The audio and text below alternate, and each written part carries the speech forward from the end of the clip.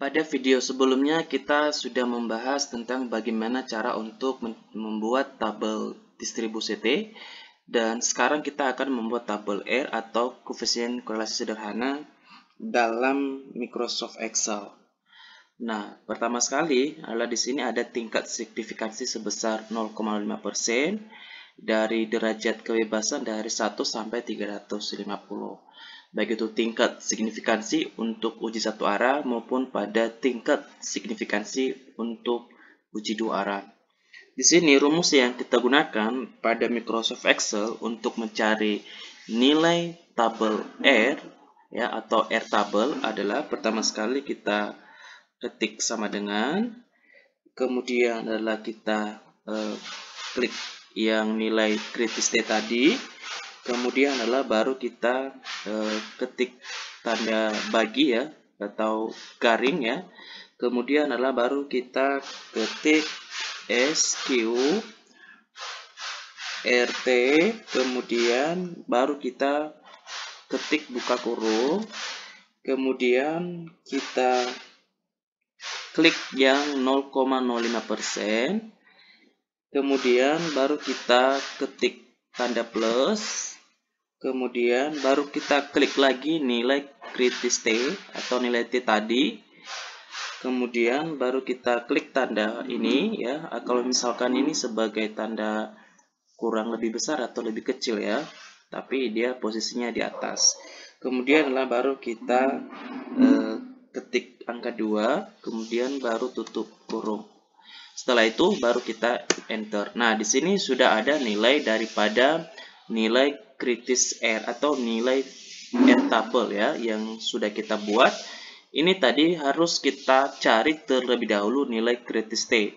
Ini sudah ada pada video sebelumnya atau pada part pertama yang sudah saya buat untuk melihat video ini bagaimana cara juga untuk mencari nilai tabel distribusi T.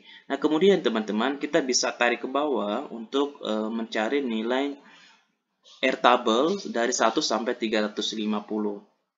Ini kita tarik ke bawah. Ini akan otomatis kita bisa mendapatkan nilai T tabel ya sampai 350. Nah, pada DF 350 kita mendapatkan sebesar 0,993.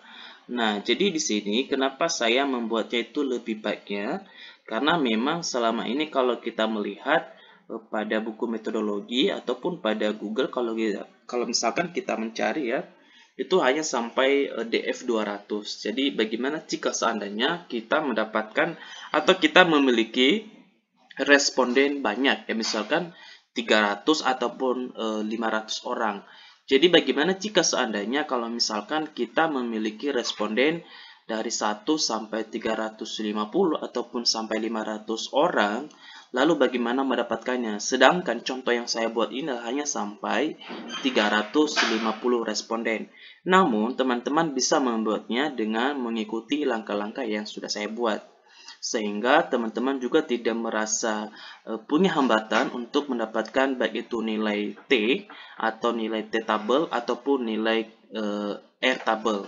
Nah, semoga video ini dapat bermanfaat buat teman-teman yang sedang menyusun skripsi ataupun sedang menyusun tesis atau tugas akhir ya untuk menyelesaikan skripsi ataupun tesisnya. Semoga video ini dapat bermanfaat buat teman-teman.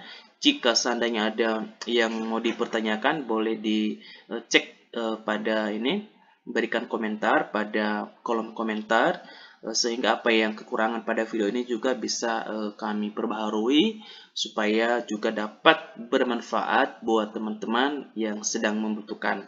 Jangan lupa like untuk subscribe dan juga share untuk yang bermanfaat ya buat teman-teman sekalian.